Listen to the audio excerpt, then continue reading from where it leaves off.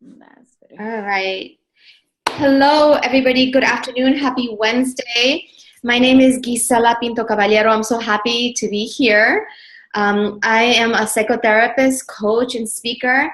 And one of the things that I love is to be able to talk about movement and how I help women move towards their dreams and desires.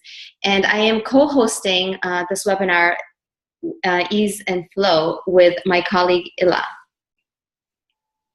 We believe that the biggest favor that we can do to ourselves is to move forward with ease and grace, to be in a flow. Flow to me means consciousness, that stage of consciousness, that peak state where we feel at our best and we perform at our best. I'm Ila Parmar. I'm from India. I'm a mother and I love to watch stars at night. I'm an introvert. Thank you for sharing, Ila. So just a little bit of background for you guys. You know, Ila and I started working together when we decided to do a challenge last week called Truth or Dare. And the purpose of this challenge was to help people start thinking about movement in their lives and a lot of different areas in their lives. And that then led to this webinar, Ease and Flow, because one of the things that we both really feel that are important in our lives is movement, you know, how we move in our lives, and also how we can move with ease and flow in our lives. So this is the reason we're here today, to talk to you a little bit about movement, and what better than to move in our lives with ease and flow. So to begin, I sent you guys, and I don't know if all of you were able to receive it, but we have a PDF that we sent, just something really wonderful to help center us before we get started with the information that we want to cover. And so I'm assuming, Mariana, maybe you haven't received it. And hi, someone else is joining us. And so this is, you know, the nice PDF that you can download, but I will read it. I'll read it to you guys just kind of to help center ourselves and just help us start this webinar with wonderful ease. Okay, so it's called the 4 Principles of Spirituality. The first principle states, whomsoever you encounter is the right one. This means that no one comes into our life by chance. Everyone who is around us, anyone with whom we interact, represents something, whether to teach us something or to help us improve a current situation. The second principle states, whatever happened is the only thing that could have happened. Nothing, absolutely nothing of that which we experienced could have been any other way. Not even in the least important detail. There is no if only I had done that differently, then it would have been different. No. What happened is the only thing that could have taken place and must have taken place for us to learn our lesson in order to move forward. Every single situation in life we encounter is absolutely perfect, even when it defies our understanding and our ego. The third principle states, each moment in which something begins is the right moment. Everything begins at exactly the right moment, neither earlier nor later. When we are ready for it, for that something new in our life, it is there, ready to begin. And the fourth principle states, what is over is over. It's that simple. When something in our life ends, it helps our evolution. That is why, enriched by the recent experience, it is better to let go and move on. Think it is no coincidence that you're here reading this.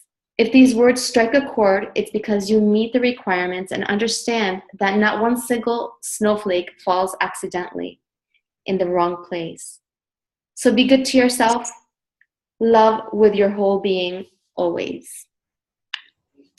So I love that excerpt, that thanks to Ila, you know, from this anonymous source that she found it, I think is really beautiful and really speaks a lot to how we can just be in that place of ease in every moment of our life. So movement. Why movement? Why is it important?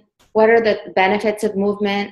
What are the things that could distract us, or distance ourselves from moving in our lives with ease and flow. Again, this is a topic that I've been talking about for quite a while. And, I'm so happy that Ila was able to really kind of come in to my life at a point where I felt she really got the importance of movement. And I don't think we pay attention enough to what it means to be in movement. I really believe that we are beings in and of movement. So what does that mean? When we are conceived, the cells that begin to form, the different organs, the different parts of our body, they're moving at conception. We're moving in conception. And when, a mother is giving birth to her child, there's this like image in my head, right, about like a push, like this thrust into life. So I feel that we are really beings with this energy life force that is like pushing us forward. We're born, a lot of babies cry when they're born. So, there's that movement happening with those tears coming out, with the vocal cords crying. As we begin to crawl, we're moving. As we begin to walk, we're moving forward, and we're like, moving up and forward. So I just believe that every part of our existence, from the moment we are conceived through our life, there's this natural tendency for us to be in movement, in forward movement. And, we even see it in school, right? Like society even kind of is an accomplice to that, right? Because, we go to kindergarten and then we go to first grade, second grade. There's just this natural tendency for us to be in forward movement. So I will leave with that, and Ila's going to talk to us a little bit more about movement. In this space and time, everything is in constant movement. I told you that I'm an introvert and I like to watch stars at night. So the sun, the earth, the moon, all the planets, all heavenly bodies, everything is in rhythmic movement. Even the smallest particle, like an electron, is in constant rhythmic motion. I think you can hear my voice because there is a power failure. Yeah, there's a power failure. So that's okay. Yeah, it's a constant rhythmic motion. Even the smallest particle, like electron, is in constant rhythmic motion. The same way our cells grow, it's a movement, our heart beats, our lungs expand and they contract. The blood continues to flow through the veins. We grow up. So this movement is so much part of us. And it's so important for us to understand that we are not just heaps of masses. We are energy beings. We are beings full of energy. There's so much of energy in us. The thought is an energy. The sound that you're hearing is an energy which is being assimilated and comprehended by mind. It's the energy which is so evident in case of children. They express this energy so beautifully because they cry when they want to cry. They laugh when they want to laugh. They don't feel awkward expressing this energy in them. They play, they dance, they express this energy so beautifully in so many ways. But when we grow up, we knowingly or unknowingly, I will just put this light on, off. Yeah, they knowingly or unknowingly, they stop to, they start to resist this life energy without sorry. That's okay. So, we start to suppress these feelings. When we grow up, we start to suppress the feelings. And the problem comes, this is what brings resistance to us. When we start resisting to the flow of energy. Normally, as per Hindu scriptures, what we take in is prana. Prana is a life force energy, where pra means life force energy and na means constantly. So the life force energy, when taken in by us constantly, is prana, and this is the energy that we take in when we are born, right from the time when we are born and to the time when we are till the point we die. We have this prana. We don't only take the oxygen. We don't only take the food, we take the energy from that food. We take the prana, energy from that food, from earth, from air around us, from sunlight, from earth, everywhere. So this prana, energy, is the what we are consuming and what we are exhibiting. The problem comes when we start to resist this energy. There are two ways to be in sync with this energy. First way is to just look at it. Look at it like the rock is beside the river and it's just looking at the river and the water flows through it. Just look at the energy. Watch how things are happening around us, how things are happening to us, and how they are happening for us. Without being, without resisting to the energy. There is no participation, but there is no resistance. This is the way monks and saints look at this energy. The second way is to be like children, participate fully and don't resist, just like the leaf floats on water. There is no resistance to the life force energy and there is full participation. So as we see that in both cases, we are participating, but there is no resistance. Problem comes when we start to resist this life energy, when there is a difference in the way we feel, the way we think, and the way we act. There is a conflict. And because of this conflict, the resistance can arise and we may block this energy, which could be manifested in some way, in some areas of our lives. These could be the areas like limited mindset, or these could be the areas like limited perspective, or even confusion around us. Or it could be also, it could also show up at a deeper level, and it could come up as some physical ailment. So the problem is not with energy, but the problem is when we are not able to express that energy fully through our physical being or through our emotions or through our spirituality. When we are not in sync with this energy, that's when we start to block this energy. Okay. Thank you, Ila, for going further, right? And I think that's really beautiful for us to really understand how, all the life forces around us, how we all are energy. And I really deeply believe that we are energy, and how important it is for us to really flow with the energy that we are versus resist. So that leads us, beautifully into this connectedness that we could have with within ourselves, right? Connecting to our spiritual selves, connecting with our emotions, connecting with our physical body, and connecting with our mindset, with our mental being, if we want to say that.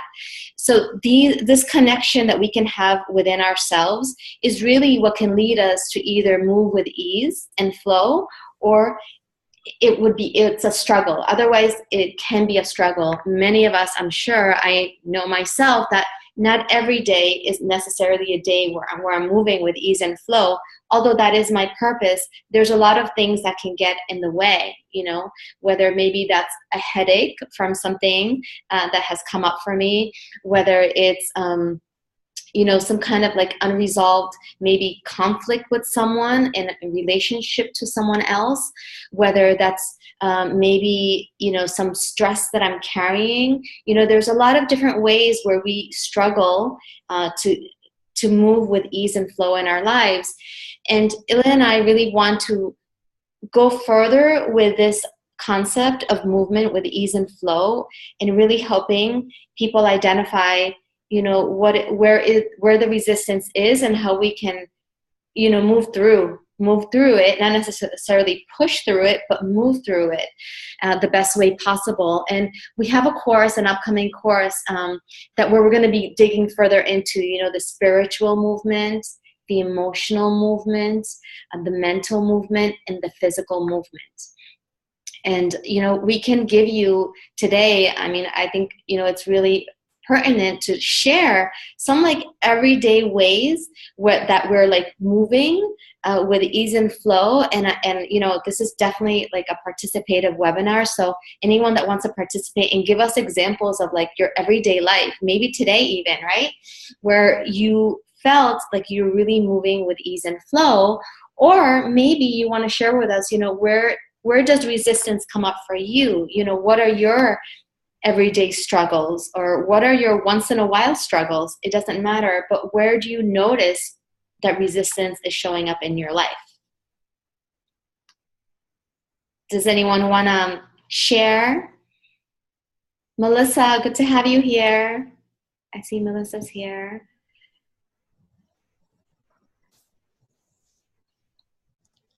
Anyone want to say anything? You can put it in a chat box too if you like. I don't know if anyone has gone on chat, but you can go on the chat box if you don't want to share. But I'll start. Why not? So for me, again, personally, like I'm really big about movement, especially physical movement. That's really a big area of my life always. I think luckily I've been raised playing sports. So for me, my physical being is really important. I'm very in tune with my physical body in terms of like, it kind of calls me to be in movement, to go exercise, to go walk, to do something. It just kind of like, yeah, sometimes it pushes me, but there's really something that I really feel kind of like that inertia, like to go do something. So that's a big part of who I am. And so I know that when I'm not in that type of movement on a regular basis, then I know I'm not moving with ease and flow. Because for me, again, like just taking a walk or going for a jog or maybe dancing or just doing something like very, very physical, for me, it just speaks to me. It speaks to my whole body. It speaks to my whole being. And I'm just much more relaxed and just almost like in this really, I don't want to say in a state of ecstasy so much, but I'm really like almost on a high. That's the better word. Like I'm on a high.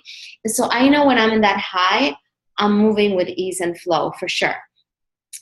And the times when that is not so apparent is, again, when I'm not moving physically as much as I could be. So for me, what that looks like is that maybe I feel less energetic, basically, or I feel that maybe I'm dragging a little bit. So I know like that's not my usual self. So then I can begin to ask myself some questions about, why that could be. So that's a little bit about, what I can share about how that shows up for myself. Yeah, for me, if I'm not moving, I begin to feel frustrated and irritated. It shows up in so many areas of my life. Now, just 2 days back, I was going to have this Zoom session, and I was logged out of Zoom because there was some problem with the password or something, and then they logged me out. And then I talked to the seller. Then, what am I going to do about it? And she said, "Oh, you just change your focus, shift your focus, do something else." And I even lost my charger. Okay, that's technically, worst things started to happen with me. And today also there was a power failure for just maybe 2 minutes, and I had an emergency light with me just by chance, but somehow the things just got up. So I've learned this: just change your focus, to shift your focus from the problem. It just helps somehow. It makes you, it makes you flow. So I always say flow is that a state, where even if there are obstacles, you get going through it. So Ila, would you say that for you in that experience, it was like a mental shift that you needed to make? Yeah, definitely. I needed to make a shift, and you helped me in that.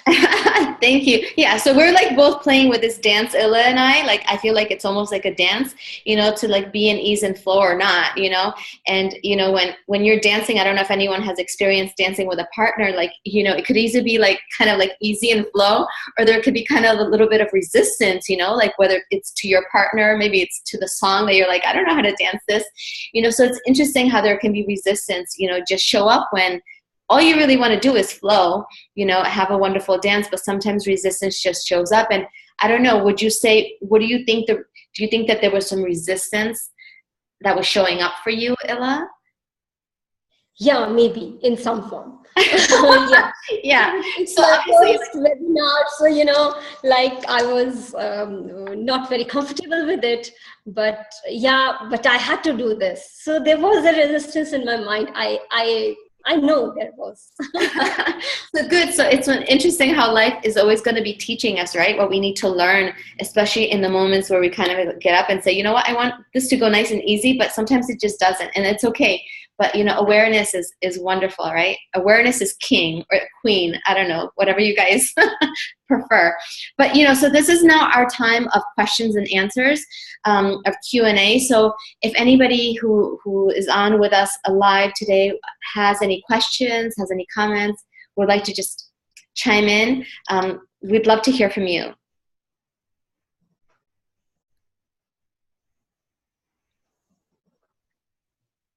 And in the meantime, again, I just want to let you know that, you know, we're going to be digging deeper into this. Like, I think there's nothing better than just to really understand how this really can work for us or against us, right? Like our movement in life. So, you know, we're going to be having a 3-week course starting next Wednesday, and you'll be receiving in your inbox, you know, the details and how to purchase the course. We're going to have this wonderful early bird special. Well, we have this early bird special until Friday, and the class, our class will start next Wednesday. So it'll be 3 Wednesdays in a row, basically.